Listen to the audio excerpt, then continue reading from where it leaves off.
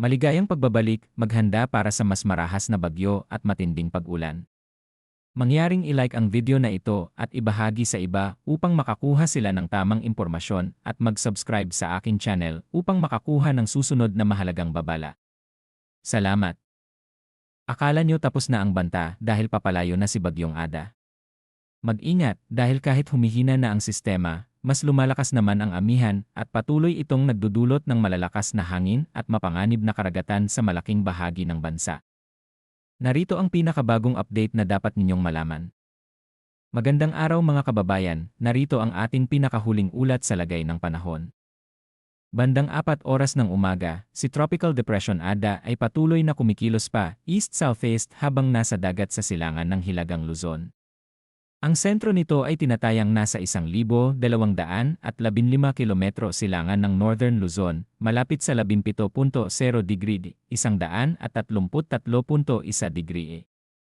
Bagamat malayo na ito sa kalupaan, malawak pa rin ang saklaw ng hangin nito kaya ramdam pa rin ang epekto, lalo na sa karagatan. Nanatili ang lakas ni Ada sa 55 kilometro bawat oras na maximum sustained winds, may pagbugso na umaabot sa 70 kilometro bawat oras, at may central pressure na 1,000 hectopascals. Kumikilos ito pa east-southeast sa bilis na 20 kilometro bawat oras.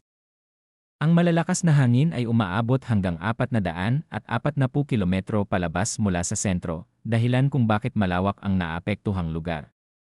Ngayon, pag-usapan natin ang mas nangingibabaw na salik sa panahon ngayon, ang pag-igting ng Northeast Monsoon o amihan. Kahit papalayo na si Ada, ang amihan ay patuloy na nagpapalakas ng hangin at nagdudulot ng malalakas hanggang bagyong bugso, lalo na sa mga baybaying dagat at kabundukan. Ngayong araw, Enero 21, inaasahan ang malalakas na hangin sa halos buong Luzon, Visayas, Caraga, Davao Region, Zamboanga Peninsula, Camiguin, Misamis Oriental, Lanao del Norte, Basilan, at Tawi-Tawi. Sa Huwebes, Enero 22, magpapatuloy ang ganitong kondisyon sa halos buong Luzon at Visayas, kabilang ang Caraga, Davao Region, Northern Mindanao, Zamboanga Peninsula, Lanao del Sur, Basilan, at Tawi-Tawi. Pagsapit ng Biyernes, Enero 23, mananatili pa rin ang malalakas na hangin sa mga nabanggit na lugar dahil sa tuloy-tuloy na pag-iral ng amihan. Para naman sa track at lakas ng bagyo, inaasahang kikilos si Ada pa, southeast sa susunod na 24 oras. Dahil sa patuloy na pagpasok ng tuyong hangin mula sa amihan, inaasahang tuluyan na itong hihina at posibleng maging low pressure area mamaya o bukas ng madaling araw. Gayunpaman, hindi pa rin ligtas ang karagatan. Sa loob ng susunod na 24 oras, inaasahan ang napakagulong dagat sa mga sumusunod na lugar. Hanggang 5.5 metro na alon sa Batans, Babuyan Islands, Isabela, at Mainland Cagayan. Hanggang 5.0 metro sa Ilocos Norte.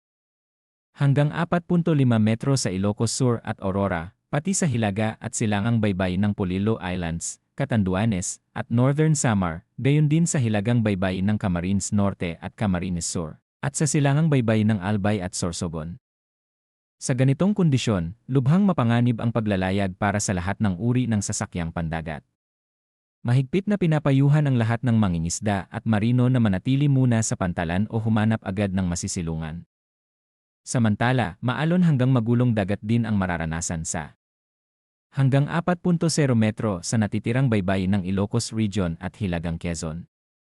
Hanggang 3.5 metro sa silangang baybay ng Dinagat Islands at Siargao, Bukas Grande Islands. Hanggang 3.0 metro sa silangang baybay ng Surigao del Sur at Davao Oriental, pati sa natitirang baybay ng Polillo Islands, Catanduanes, at Zambales. Ang mga maliliit na bangka at motorbangka ay mahigpit na pinapayuhang huwag munang pumalaot, lalo na kung kulang sa kagamitan. Sa kabuuan, papalayo na at humihina na si Tropical Depression Ada, ngunit ang amihan ang pangunahing banta ngayon, nagdadala ng malalakas na hangin at napakadelikadong kondisyon ng karagatan sa malaking bahagi ng bansa. Kahit mawala na si Ada bilang bagyo, mananatili ang panganib lalo na sa dagat. Patuloy po tayong magbantay sa mga susunod na update. Mag-ingat po tayong lahat at manatiling ligtas.